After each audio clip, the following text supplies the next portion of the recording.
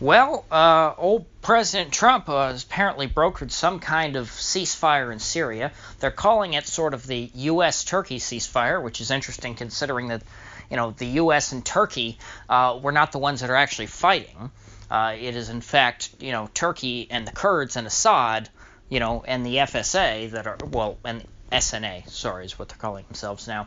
Those are the parties that are actually engaged in fighting, but only Turkey and the U.S. were present at these negotiations, in which, I believe it was Vice President Mike Pence and I believe also Mike Pompeo, the Secretary of State, were present, and they worked out some sort of arrangement with Erdogan, the President of Turkey, that, hey, you're going to get your safe zone that you wanted, that you invaded, Syria to establish. You're going to get your safe zone. The Kurds are going to withdraw, but then there's going to be no more fighting after that. And so this so-called ceasefire is apparently a deal just to give the Turks exactly what they wanted to begin with, but not make them have to actually fight for it.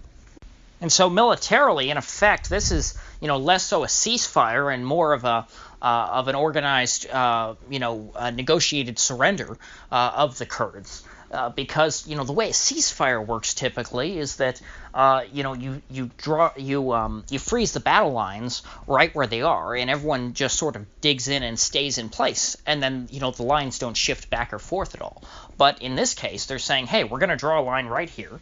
We're going to draw the line where the Turks wanted, as far as the Turks wanted to advance, and then you're going to withdraw back behind that line, give the Turks all the ground that they wanted, and then we're going to, negotiate from there. And so just to hammer home how much of a losing deal this would be for the Kurds, and take into consideration that the whole reason why the Kurds have allied themselves now with Assad and have given up their independence that they were, pretty well asserting in that they were governing themselves for quite a few years while Assad was distracted with the rest of the country trying to put, Western Syria back together. The Kurds decided to make a deal with Assad and let his troops come back in and take control of their areas specifically because they wanted to avoid Turkey establishing this safe zone in northern Syria. They said, okay, Assad, we'll give you all this control over all these lands, but hey, come back and and kick Turkey out for us. But now with if this ceasefire were to hold, and if these battle lines were then to be hardened through some future agreement that was a little more formal, well then obviously this would again be a lose-lose for the Turks because they've made all these concessions to Assad, and then they still would have had to have given everything to Turkey anyway. And so yesterday I was predicting that the Kurds simply just wouldn't accept this deal because, one, they didn't have any hand in negotiating it, and two, it's just kind of a surrender. But much to my surprise, even though I saw a lot of reports last night saying that the Kurds did not accept this ceasefire, I'm also seeing now conflicting reports saying that they did accept it and that the Turks then violated it. But I don't know what to believe at this point. We don't have enough good information. Either the Kurds just never accepted this ceasefire and they kept the fighting going, or they said that they accepted it and then the Turks started fighting again. That doesn't make a lot of sense to me because if the Turks, why would the Turks even give their tacit approval to Pence and Trump? And say that they're going to follow this if they had absolutely zero intention of ever, ceasing fire for even a day. I mean, even in principle, the ceasefire was only supposed to last for 5 days max anyway. So it seems more likely to me that just the ceasefire never actually got kicked off. I don't think that the fighting ever stopped. I don't think it's that necessarily the fighting restarted, very quickly.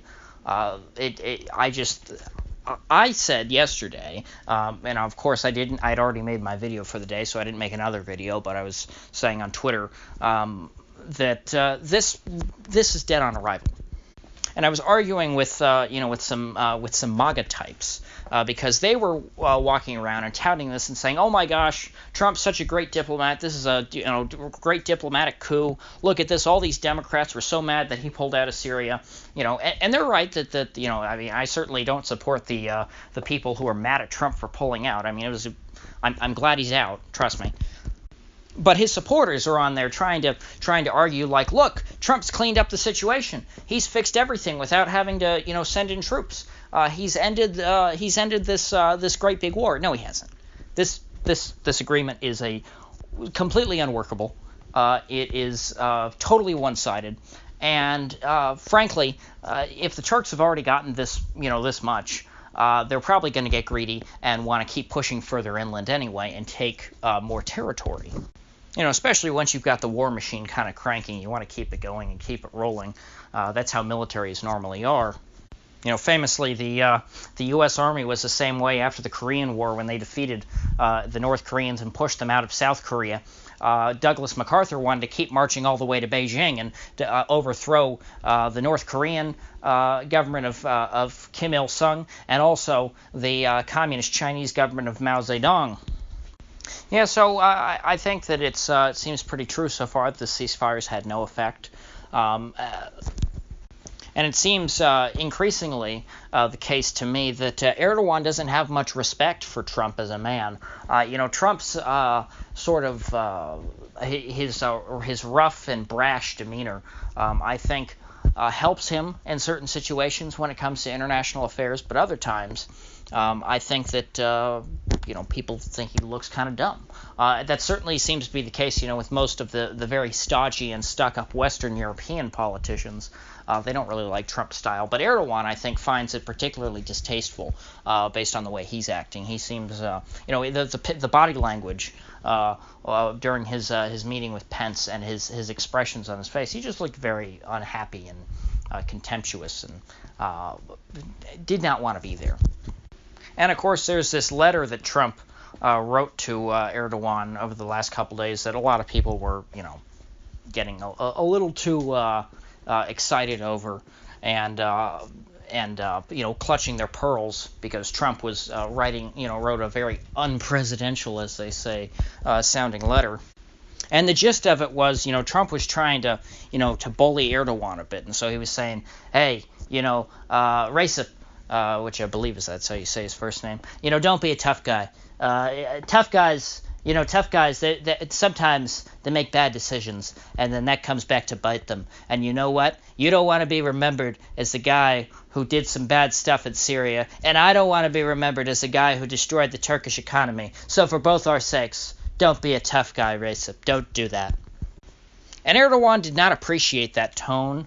Reportedly, he threw the letter in the trash immediately, crumpled it up and threw it in the trash, which, who knows? These are the rumors or whatever. But I don't find that at all hard to believe based on how he's acting. And in fact, in a public statement, he said that Trump's letter was totally out of line and defied diplomatic norms, and he thought that they're going to deal with that at a later date. So apparently Erdogan's very unhappy with his letter that he received from Trump.